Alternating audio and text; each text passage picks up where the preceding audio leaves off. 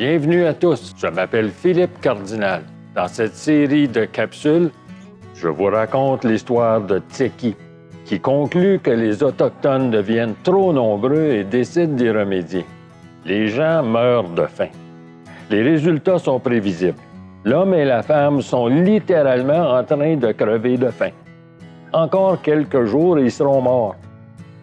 Ouais, disait Tommy McGuinty, c'est exactement ça que les Autochtones des temps anciens racontaient dans ces histoires qu'ils nous ont léguées. C'est exactement comme ça que ça s'est passé. Alors cet homme et cette femme, ils s'en vont se réfugier dans leur campement pour discuter de ce qu'ils pourraient faire. Ils ne veulent surtout pas que Tseki entende ce qu'ils se disent, alors ils ne font que se chuchoter dans l'oreille l'un de l'autre pendant que Tseki, lui, il est perché dans une branche juste au-dessus de leur abri. Alors,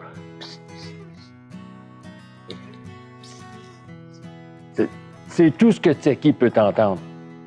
Mais l'homme dit à sa femme qu'ils vont déménager et se monter un nouveau camp ailleurs, dans un endroit plus propice au succès du plan qu'il a en tête. Il va tenter d'aller chasser dans un autre endroit. Pour s'y rendre, il compte creuser un tunnel sous la neige qu'il pourra utiliser pour aller à la chasse à l'insu du corbeau, qui, lui, ne l'aura pas vu partir. Il demande à sa femme de rester à la maison dans leur nouveau camp pendant que lui sera parti à la chasse. « Tu pourras dormir, » qu'il lui dit. « Et quand je reviendrai, je me coucherai et je ferai semblant d'être mort. Tu empileras des branches fraîches par-dessus moi. Ensemble, nous tenterons de nous emparer de celui-là qui nous harcèle. » Du haut de son perchoir, Tseki les entend chuchoter au fond de leur abri. « De quoi chuchotez-vous, vous autres, là, en bas, comme ça? » leur demande-t-il. « Ah, dit l'homme à haute voix, on fait juste parler, comme ça, juste parler pour parler, c'est tout. » Puis l'homme et la femme se lèvent et quittent leur campement. Ils sont à la recherche d'un nouveau camp. Ce qu'ils cherchent, en fait, c'est un gros arbre totalement recouvert de neige avec de grosses branches qui poussent tellement basses que les pointes des branches portent directement sur le sol. C'est le genre d'endroit où l'on peut installer son camp presque instantanément. On n'a qu'à ramper au sol et se faufiler sous les branches, en dessous desquelles il n'y a pas de neige, et le sol est totalement sec et recouvert d'un moelleux tapis d'aiguilles de conifères. Avec plus d'1 mètre de neige par-dessus toutes ces branches qui s'appuient sur le sol, il n'y a aucun courant d'air froid pour vous faire la vie dure. Ces deux-là, le mari et la femme, ils finissent par trouver exactement ce genre d'arbre et ils s'aménagent un excellent abri en dessous. La nuit tombe. Tseki est encore aux alentours. Il les a suivis. Il est perché sur une branche dans un arbre, pas très loin. « Bon, » qu'il dit à l'homme et à la femme en bas, « il commence à faire noir maintenant.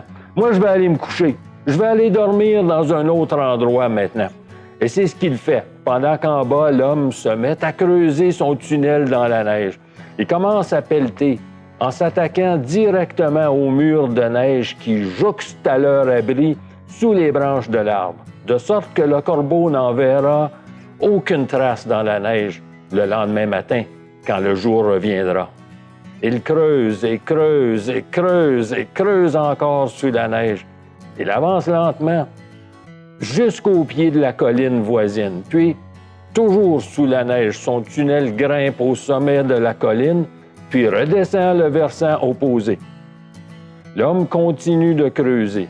Il grimpe une 2e colline et en redescend le versant opposé. En bas, dans le creux, il s'arrête. Son tunnel a maintenant atteint le lieu voulu. C'est l'hiver, les nuits sont longues, il fait encore nuit. Et l'homme somnole au bout de son tunnel en attendant que le jour se lève. Au matin, la femme se réveille dans son abri. Son abri bien douillet sous les branches de l'arbre. Au même moment, son homme, tout au bout de son tunnel, il se réveille lui aussi. Il sort au grand jour. Il s'étire un grand coup et jette un coup d'œil aux alentours. Il chausse ses raquettes à neige et part à la recherche de gibier. Bientôt, il aperçoit des orignaux. Il décoche 2 de ses flèches et abat 2 grosses femelles, qu'il se met sur le champ à dépecer et à faire cuire la viande.